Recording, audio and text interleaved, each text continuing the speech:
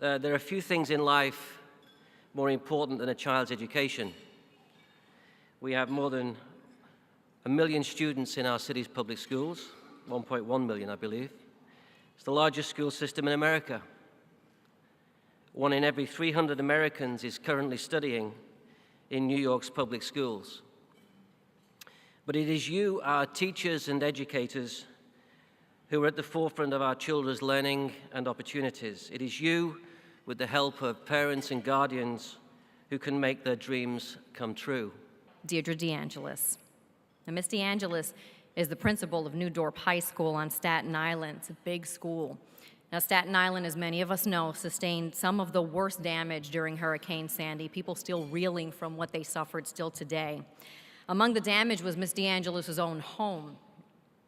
Now, instead of focusing on herself, Deirdre DeAngelis, after finding that New Dorp High School still had power and that it was a very strong building, she turned New Dorp High School into a relief center with more than 300 volunteers that she got together, 300 very willing, strong, and able volunteers.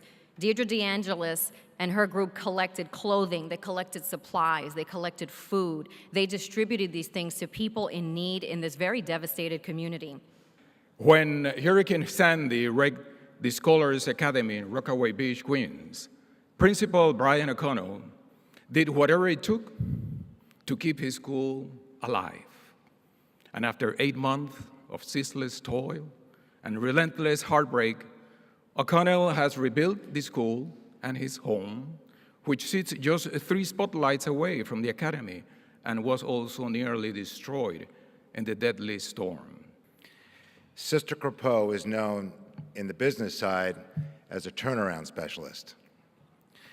During her 4 decades working in schools around the city, the last 8 years were as principal of the all-girls high school, where Sister Dolores has dedicated herself to improving girls' lives. Acting as a confidant and advisor, she has helped girls reach their full potential. Maria Korbkova, or Miss K as her students like to call her, she's really just kind of a newbie. She's 26 years old and has really just been teaching for 3 years. That's it. It's kind of a rookie in my book. But Maria is anything but.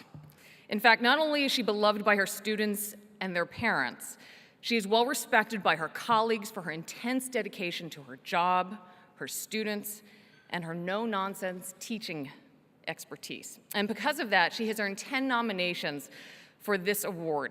This man has gone on and beyond, talking about the breakfast, the lunches, the dinners, and everything else that he does for those kids, talking about the aspect of that someday they will be somebody.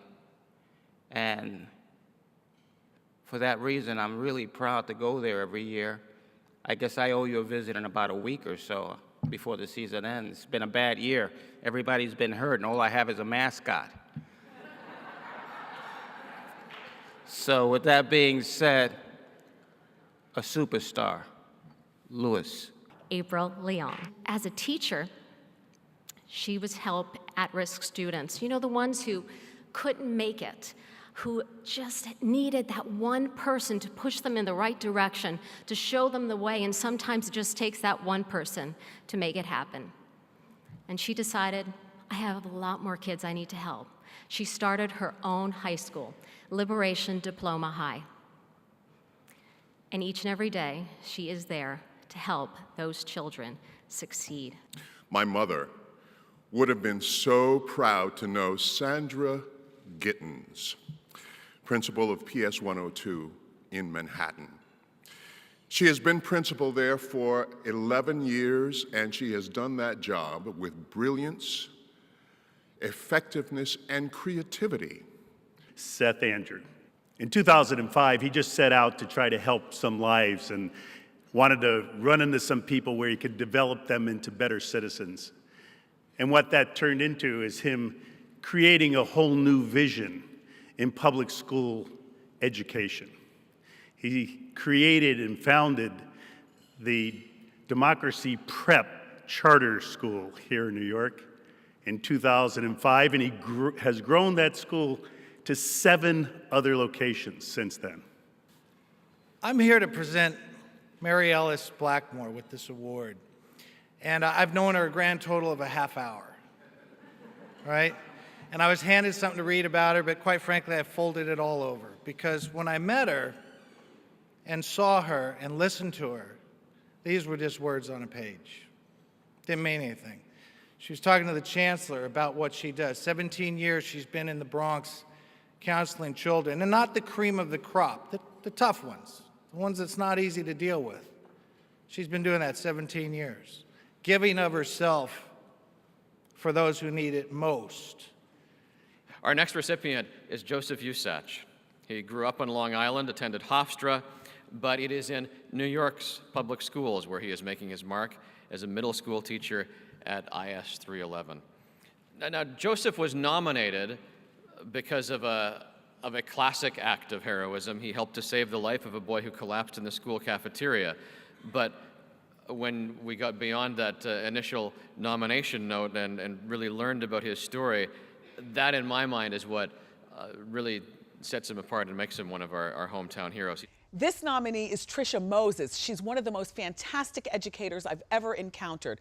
She's a veteran teacher, teaching for 13 years. She's now teaching at PS 233 over in Brooklyn. Her specialty is teaching children with needs. The problem is Trisha is in need herself. You see, she suffers from an autoimmune disease, scleroderma.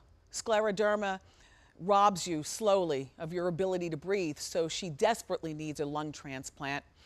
She was scheduled to get that transplant last spring, and guess what Ms. Fabulous did?